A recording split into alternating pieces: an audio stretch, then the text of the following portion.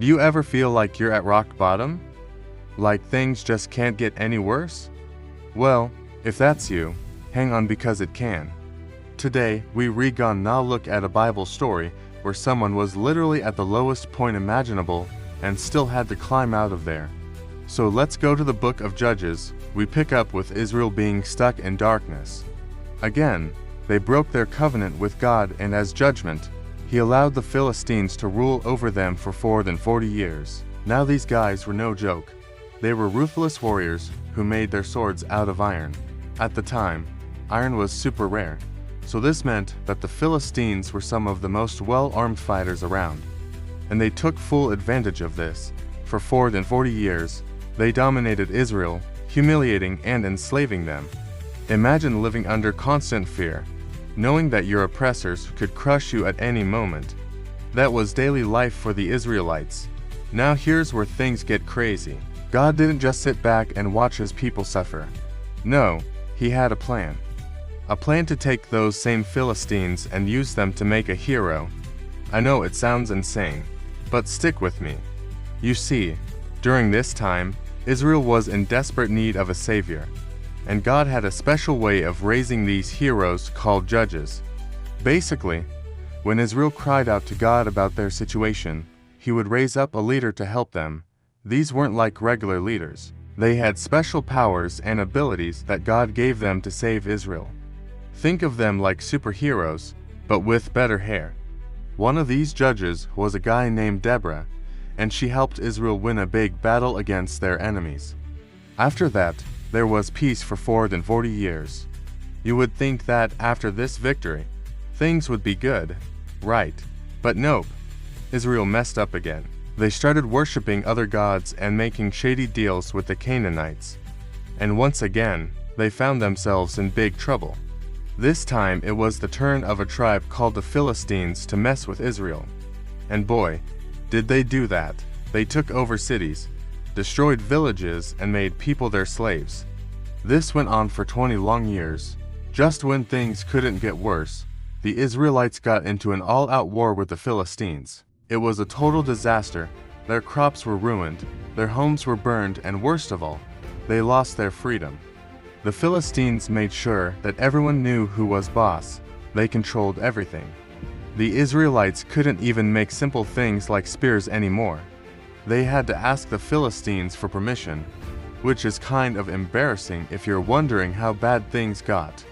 One time the Israelites wanted to have a festival, but guess who said no? The Philistines. They were not having it. This wasn't just a small group of mean neighbors. This was an army takeover. But you know what? God wasn't having it. He was ready to send in His special guy to save the day. Here's where our hero enters the scene. His name was Samson. But before we meet him, we gotta talk about his dad.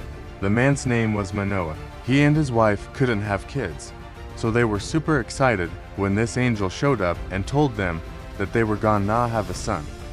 But there was a catch. This kid wasn't gonna be normal. The angel said, "You will conceive and give birth to a son. And for the Nazirite, no razor is to be used on his head, since the child will be consecrated to God from the time he is born and shall begin to save Israel from the hand of the Philistines." Now, this Nazirite thing is a big deal. It basically means that this kid was set apart for God. There were rules he had to follow, like not cutting his hair or drinking alcohol. It's a big responsibility. So back to Samson. He grew up not knowing anything about his dad. The angel kept it a secret for a long time. When Samson was a young man, the Spirit of God came on him. And when that happened, he became super strong. I'm talking like Hulk smash strong. But here's the twist. It wasn't just physical strength. Samson also had a weakness. And I'm not talking about kryptonite or something. I'm talking about women. I mean, this guy had a serious thing for them. He loved to flirt, to woo them, to do whatever it took to win them over. And don't get me wrong, that's fine. Everyone likes flirting. But for Samson, it became a problem. He put himself in dangerous situations because of it. Let me tell you about this one time. Samson was hanging out near a Philistine city, and guess who he sees? A beautiful woman. Of course, he was smitten. Her name was Proserpine and she was totally into him, too. They started hanging out and everything seemed fine until one day Samson asked her to make a bet with him. He said if she could make 3,000 linen garments, he'd give her 3,000 pieces of silver. She agreed and won. But when Samson went to give her the prize, he brought her to a group of Philistines. They were all gathered together in a big ceremony to give her the reward. Talk about awkward, but here's the kicker. Samson was the one who had to be the judge. He needed to choose the best garment. And wouldn't you know it, he picked his own. Then he made a whole speech praising her work. The Philistines loved it. They showered her with gifts and celebrated. Even the king was there, but the more they praised her, the angrier Samson got. He realized he'd been tricked. And then the worst part happened. The Philistines dared him to do something impossible. They challenged him to make a riddle and then solve it. If he did, they'd give him another 3,000 pieces of silver. Samson took the bait and made a famous riddle about a beehive. He nailed it, but the Philistines, they didn't want to lose face. They had no idea how to answer his riddle, but they didn't care. They forced Samson to keep trying until he finally cracked. And when he did, they seized all his money. I know it seems like Samson is the main character in this story, but trust me, he's not the hero yet. That's his origin story. Now let's move on to the real action. Samson has been having a great run, defeating the Philistines left and right. But he has this one weird habit. He loves to brag about his conquests. One time he killed a bunch of Philistines, but instead of keeping it low-key, he made a huge show about it. He killed 1,000 of them with the jawbone of a donkey. Can you imagine? A donkey's jawbone. But hey, whatever works, right? Anyway, the Philistines were furious. They tried to ambush him, but Samson slipped through their fingers. He ran away and hid in a cave in the south of Judah.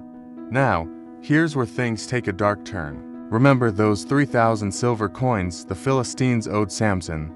Well, he wasn't feeling patient. He decided to sneak into the city while they were celebrating their god Dagon.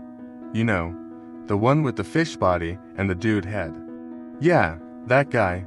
Anyway, Samson was feeling brave and he did something crazy. He pulled down the 2 pillars that held up the temple. This caused the roof to collapse and guess what? Thousands of Philistines died. And Samson, well, he didn't make it out alive. But guess what? Israel was finally free from the Philistines. And here's the thing. While Samson may have had flaws, he was still a hero. He saved his people even if it cost him his life. So the next time you feel like you're at rock bottom, remember Samson. He went from losing everything to becoming a legend. Thank you for watching. See you next time.